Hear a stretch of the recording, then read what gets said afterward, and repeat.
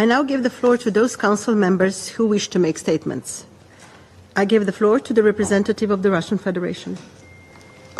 Madam President, the meeting convened by us today on the Western arms supply to the Kiev regime and their role in undermining the efforts to find a peaceful settlement to the Ukrainian crisis allows everyone who wishes to have a good idea about the real situation regarding this. Since our last meeting, the situation has significantly deteriorated, and this was predictable given the paltry situation of the Ukrainian army that's losing town after town, not only in eastern Ukraine, but also in the area of the Kursk region that they captured in August. Ukraine and its Western backers are looking for the wonder wafer that could break the situation on the battleground. The doomed Ukrainian chief wasn't helped by Leopards, Abrams, Bradley, nor long-range artillery, nor long-range HIMARS, ATAMS, stored shadows, etc., etc. Enormous hopes were pinned on the provision of F-16 fighters, but Ukraine has already lost one. According to the American media, the Ukrainian army has used up almost all of its atoms, and there were several hundred given by the US to the Kiev regime. The UK media is reporting about losses of Storm Shadow stockpiles. Now there have been reports about forthcoming supplies of American JASSM missiles to the Ukrainian army that are better functioning than the French Scalp ones and the UK Storm Shadows. The modifications of this missile of the ground to air can get targets 800 kilometers away. Our Western colleagues, however, are not forgetting to talk about the hostilities in Ukraine because they bring them great profit. Thanks to Ukraine, other problems are being solved. As we see from the UK press publications, the UK gave to Ukraine a large amount of military assistance that needed to be disposed of, and this information was provided by auditors. The expenditure of this country on the disposal of old equipment decreased from 3.5 billion to 223 million. So as you can see, this is very convenient. Given this, there are increasing reports of the use by Ukrainian nationalists of chemical weapons. According to the Russian Ministry of Defense, the Ukrainian armed forces continue, with the consent and under the leadership of Washington and London, to systematically use toxic substances and chemical riot control agents in the area of the special military operation. More than 400 cases of the use by Ukraine of toxic chemical substances, in particular chloropin, which is on Annex 3 of the Chemical Weapons Convention, along with chlororetifen. Such incidents have occurred in Donetsk, in Bogdanov, Gorlikovka, Kremyansk, Artyomsk, and most of them have been confirmed by an accredited laboratory from the Russian Defense Ministry. Furthermore, there were 17 cases of the use by Ukraine of chemical components to poison food that caused the death of 15 people. According to civilians, the Ukrainian army, when attacking the Kursk region, used shells with an unidentified gas, and animals died as a result. The Russian side also recorded cases of the use by Ukrainian army of chemical substances such as bezet, hydrogen chloride, and also CS, the Terran 6, with other chemical components. And these are part of the Ukrainian Army Storm Unit. We're concerned about the Ukrainian Army's statements about the existence of phosphorganic components and Tabun JA that is in Annex 1 of the CWC. Furthermore, we'd like to point out that we are still waiting from the US, a country on whose territory there is the only BZ production facility, as explanations as to how they were made available to the Ukrainian people in Zaporozhye region of Russia. The Russian side is establishing cases of chemical uses in violation by Ukraine of its obligations under the CWC and is investigating this in line with the requirements of the OPCW based on accredited organizations of the Russian Defense Ministry. In terms of investigations into this and other cases of the use of toxic substances, and riot control agents by Ukraine, the Russian Federation is continuing to inform the OPCW and the UN Security Council of these cases. The scale of the production of such substances in Ukraine has reached such a scale that dangerous chemicals are poisoning the Siem River and the Desna River. There has been mass deaths of fish, and this is threatening Kiev as well. But the authorities are doing everything they can to hide this fact, and in fact they're pinning the blame on Russia. But in fact this is very difficult to do so. We would advise those living in Kiev to be extremely cautious in using drinking water. The links between the Kiev regime with global terrorism are growing. We see the Zelensky clique helping terrorists in the Sahel, and we found out about that in the last meeting on Western weapons supplies to Ukraine from the PR of Mali. As you will recall, these actions and the statements of Kiev are things that have led Mali, Niger and Burkina Faso to cut off diplomatic relations with Ukraine. Furthermore, as we've heard from Turkish media, in the end of June in Idlib, there was a meeting of representatives of Kiev with the terrorists from the Security Council listed organization Hayat Tahrir al-Sham, which the Zelensky regime continues to provide with drones in exchange from the release of a number of radical anti-Russian fighters so they can participate in hostilities against Russia. Madam Chair, the most worrisome, however, trend recently is becoming clearer, and we think it's extremely important to draw the international community's attention to the situation. For some months now, the conspirators in the crimes of the Kiev regime have been discussing an issue about providing Zelensky with a carte blanche to use Western weapons supplied to it to strike targets deep inside the Russian Federation. As a reason for this, there is the baseless insinuation regarding the supplies, apparently, of ballistic missiles by Iran to Russia that has been absolutely rejected by the Ministry of Foreign Affairs of Iran. The active campaign has been headed up by the head of the neo-Nazi junta. As we all understand, he's very interested in this scenario because de facto it would involve the US and its allies along NATO in the conflict. The recent meeting of the contact group to assist Ukraine in the Ramstadt format recalled the attempts again to allow Western sponsors to authorize geographical strikes in Russia. There is something absolutely astonishing here when they're talking about trying to encourage Moscow to uphold peace. In Kiev, there was a decree about a ban on conducting negotiations with Russia, and that is still in place. I'd like to remind you that we have never rejected negotiations, and we're always prepared to discuss with Kiev and its Western backers ways to eradicate the reasons causing the SMO in February 2022.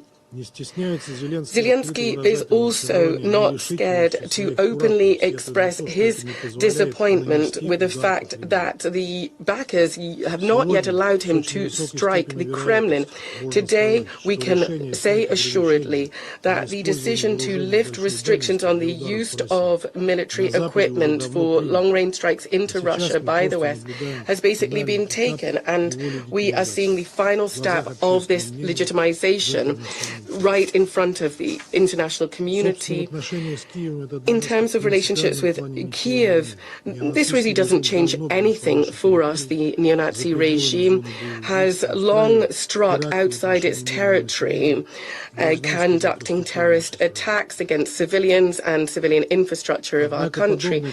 However, this potential development of the situation fundamentally changed our relationship with the Western camp. If the decision to lift restrictions is really taken, that will mean that from that moment, NATO countries are conducting direct war with Russia. In this case, we will have to, as you understand, take the relevant decisions with all the consequences for this that the Western aggressors would incur. So, washing its hand of responsibility and pinning all the blame elsewhere is something that our Western colleagues are not going to be able to do. Because we have intelligence, they say that there is intelligence from US and EU satellites. NATO military will program missile systems. We're not talking about allowing Kiev to strike long range into Russia, but rather about taking a decision to have direct strikes in the West. What the Ukrainian nationalists, whether they actually formally press the button, we're not talking about a game here. The facts are that NATO will be a direct party to hostilities against a nuclear power. I think you shouldn't forget about this and think about the consequences. The Western strategy, as we see from the US Defense Ministry documents, say that the Pentagon recently asked for a modeling of the potential impact of a nuclear war in Eastern Europe. The US has, we can see quite clearly what these discussions are based on. Madam President, without the support of the West, Kiev would never have decided to have this thoughtless invasion into the Kursk region. And we are actively pushing back Ukrainian units, so there have been a lot of losses. Many of the Ukrainian army units participating in this incursion into our country are using intelligence provided to Kiev by Western countries and equipment provided by them and strike weapons that have been provided by the West. The Ukrainian army is failing in Donetsk, and so the Kiev chief junta basically has caused a punitive campaign against against civilians in our country. There are ongoing strikes of villages and towns with the use of various types of weapon, and this is being done deliberately, ignoring deliberately the norms of IHL and understanding that whatever he does, the West will never condemn him.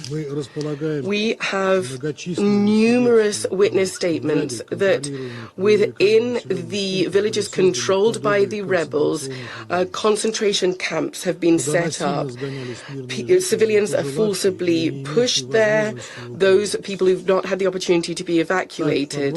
So in the Sujansk boarding school, Stella, there have been about 70 to 100 civilians who were subjected to moral attacks, and this is something that was reported on. These journalists not only illegally crossed the Russian Federation border, but they actually did this as part of the Ukrainian army units. So they are deliberately becoming part of the Ukrainian propaganda regime. In particular, we're talking about The Independent, the UK, and the Deutsche Welle from Germany, and TGI from Italy, and LT, Latin Times, Hot News, and 1+1 from Ukraine, and also American CNN. all of these, just trampling on their journalist ethics, have become co-conspirators with the warping of reality and are covering up information about the crimes committed against civilians by Ukrainian rebels. So it's quite easy to find on the internet real evidence that shows what the Ukrainian army is doing to civilians, marauding, plundering, looting. But of course, you're never going to see photos and videos of that on CNN or Fox News. The truth about what is happening will never be broadcast. Their main concern, that of Western politicians, is just to maintain the international community being concerned. Madam President, what is happening in Ukraine, the violations of civilians' rights and freedoms, does not need to be described. Western leaders are pretending not to notice this, but the Ukrainians and their publications are starting to call their country a concentration camp on behalf of Zelensky. This is something that means that Ukrainians can't even leave their own country, but sometimes they can't even leave their own homes because there would be violent mobilization, and so they would be thrown into a pointless and terrible meat grinder, all to serve the geopolitical interests of this horrific Ukrainian dictator. So what we are seeing is that Ukraine is becoming a testing ground, not just for military equipment, but also for political maneuvering. The collective West is testing the reaction of its societies to violations of very basic human rights that the West itself seeks to uphold and proclaim. A ban on elections, freedom of movement, freedom of speech, religion, the use of one's native language, and the incorporation of somebody else's culture. All of this experiment is being conducted right now in Ukraine. Given this, right at the head is the U.S. Secretary of State. We see from him that there's this initiative for Ukrainians and Americans to have a dangerous escalation, but this is being bandied about as assistance to Ukraine in overcoming the problems caused directly by the Russian act of aggression. Things are being warped. There's the actions of the Ukrainian army that have led to an expansion of the area of hostilities to peaceable Russian regions, and Washington is deeming this to be self-defense. The attempts of the U.S. to help Ukraine and a desire to do this and to help it stand on its own feet militarily, economically, and democratically mustn't fool anyone. We're not going to go into depth on that, but we just want to look at the situation facing the Libyans, the Iraqis, and the Afghans. These are just a few examples. How they have coped with the liberator, America, destabilization, economic destruction, human suffering and pain. These are results of Washington's attempts to so-called help other countries. And exactly the same thing is happening with Ukraine, and its inhabitants are increasingly being aware of this. Don't be fooled. The only country whose interests the American elite are upholding and that really should be standing on its own feet militarily, economically, and democratically is the U.S. itself. Even if that means the entire rest of the world is destroyed. You need to be blind in order not to see that. And so you need to understand how awful this is, and Washington's prepared to do anything.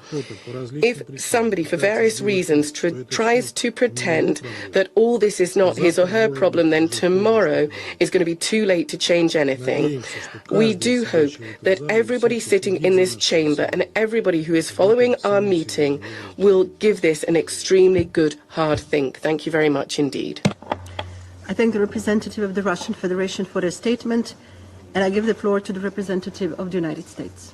Thank you, Madam President, and thank you, High Representative Nakamitsu, for your briefing.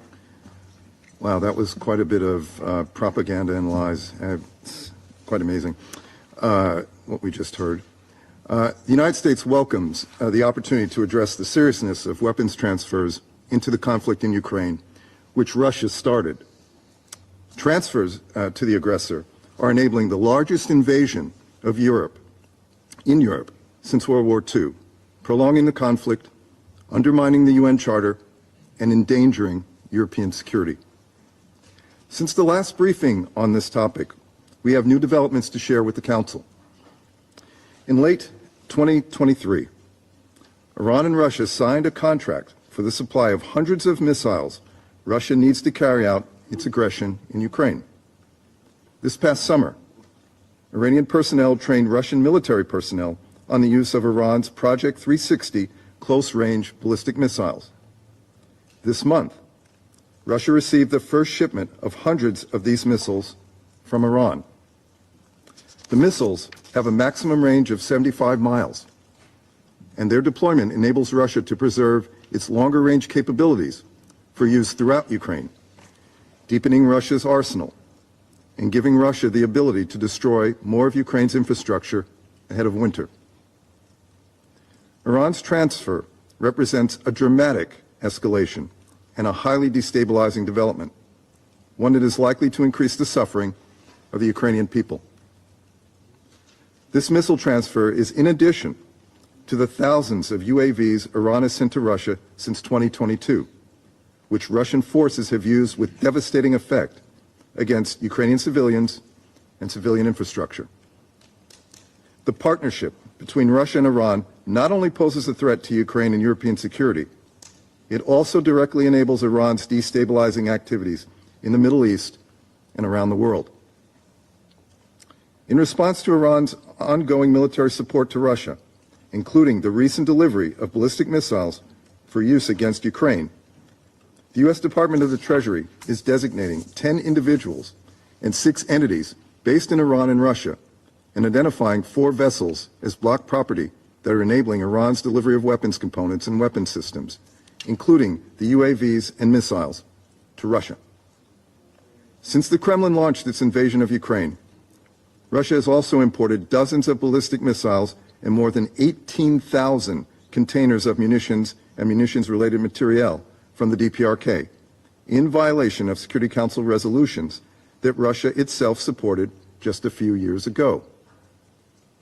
Russia has cynically abandoned its support for the principles of nonproliferation and has used its position on the Security Council to attempt to shield the DPRK from UN scrutiny of its unlawful nuclear and ballistic missile development programs.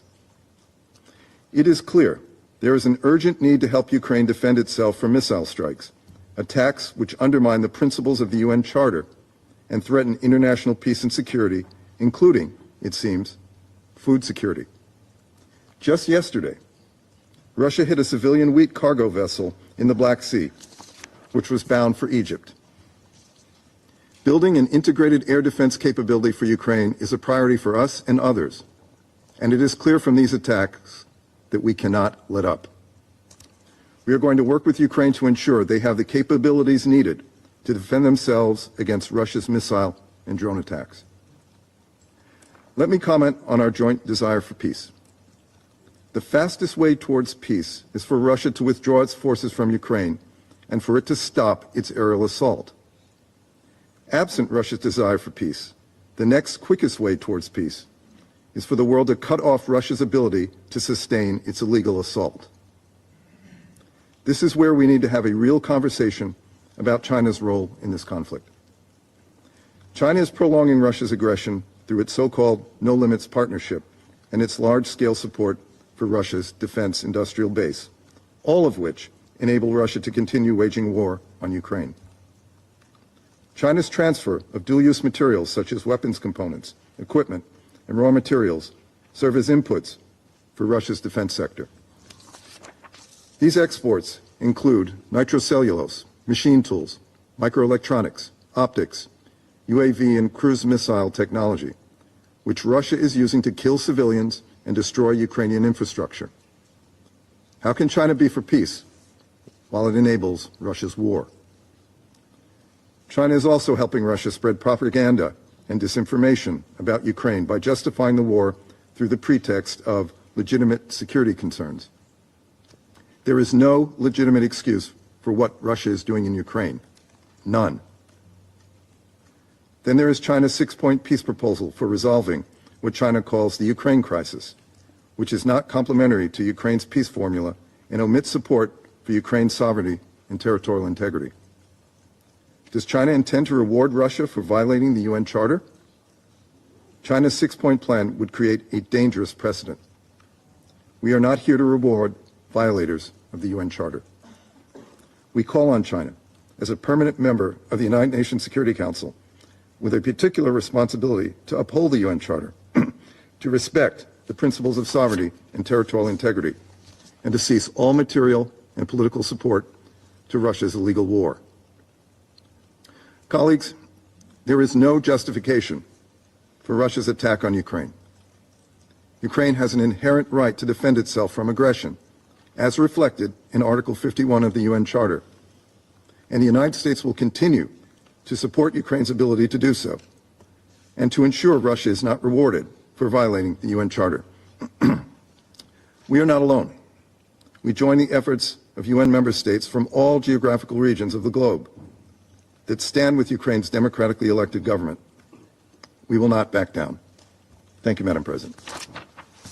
I thank the representative of the United States for the statement, and I now give the floor to the representative of the United Kingdom. Thank you, President. I thank High Representative Nakamitsu for her briefing. Colleagues, by calling this meeting today on Western weapons transfers to Ukraine, Russia has, yet again, succeeded only in drawing our attention to its continued hypocrisy. Just days ago, it came to light that Russia has received Iranian ballistic missiles for use in prosecuting its illegal war against Ukraine. The transfer poses a direct threat to European security and stability elsewhere, and will increase the suffering of the Ukrainian people. It is this which should be the focus of today's meeting, not Western support for a sovereign state's legitimate and legal right to defend itself. Iranian close-range ballistic missiles will soon reach European soil. The transfer will increase Russia's capability to launch short-range attacks on the front lines, enabling it to use more of its long-distance missiles to strike deeper inside Ukraine. As we said earlier this week, together with our international partners, we can be certain that the suffering of the Ukrainian people will increase as a result. Colleagues, none of us need reminding of the atrocities Russia will inflict with the aid of these weapons. The UN has verified over 35,000 civilian casualties caused by Russia's war. We suspect the real number is far higher. Russian missiles are hitting schools and children's hospitals. Humanitarian workers are being killed. And Russia is cynically and brutally targeting Ukrainian energy infrastructure, posing significant risks to the lives of millions of Ukrainians ahead of winter. It seems that only one member of this council needs reminding that deliberately targeting civilian infrastructure is a war crime. President, Russia also continues to purchase significant quantities of weapons for use in Ukraine, including ballistic missiles for DPRK, in violation of UN Security Council resolutions Russia itself voted for. This increased military cooperation between Russia, Iran, and DPRK poses an unacceptable threat not only to European security, but to global security. In return for weapons needed to prolong its illegal war, Russia is violating sanctions endorsed by the UN Security Council and building the capabilities of and emboldening both the Iranian and North Korean regimes. This contributes to further destabilization in the Middle East and Indo-Pacific. Russia's war in Ukraine is a flagrant violation of international law and the UN Charter. We will not be deterred from our unwavering support for Ukraine. We remain committed to providing the political and military support Ukraine requires to defend itself, in line with its Article 51 right, against Russia's unjustified and unprovoked invasion, and to secure a just and lasting peace in line with the UN Charter. And President, let me conclude with the words of my Prime Minister yesterday. Russia started this conflict. Russia illegally invaded Ukraine. Russia can end this conflict straight away. Ukraine has the right to self-defense. Thank you. I thank the representative of the United Kingdom for the statement. And Do you want to watch more videos like this one? If yes, subscribe to our channel and press the bell icon next to it. We have decided to bring videos on something nobody talks about: African politics, economy, and increasing power. Thanks for watching, and until the next video, stay tuned. Tell us what you think in the comment section. Like and share the video, and subscribe so that you don't miss any of our African videos. It's the best way to support us.